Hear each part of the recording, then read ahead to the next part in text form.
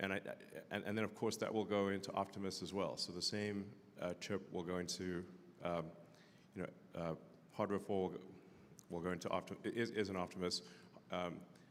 Hardware 5, AI5, which we're calling switching from hardware 5 to AI5, will be in Optimus and in all cars in about 18 months.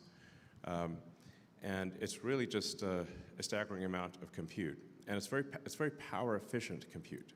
So it's got to be, because if you're in a mobile application like a humanoid robot or a car, you can't just be sucking down 10 kilowatts, like you can in a data center. So you've got to be very power efficient. So the sort of hardware 3 and 4 are only a few hundred watts. Yeah, this is hard.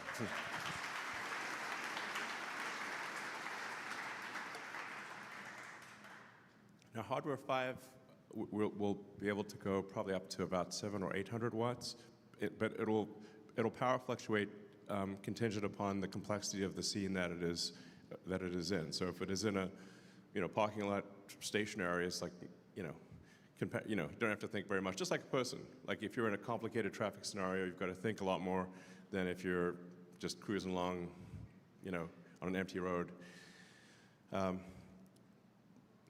But something that I think is potentially interesting down the road is, like at some point, the Tesla fleet, I think, will probably be, over 100 million vehicles.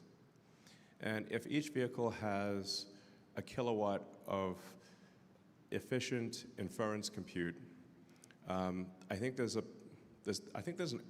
sort of an Amazon Web Services, AWS type opportunity, because if you've got 100 million vehicles with a kilowatt of efficient inference compute, you've got 100 gigawatts of compute. Like 100 gigawatts of compute is a lot, and it's distributed all over the world. So when the car is not in autonomous mode, which I think probably is, doing robotaxi work maybe 50, 60 hours a week,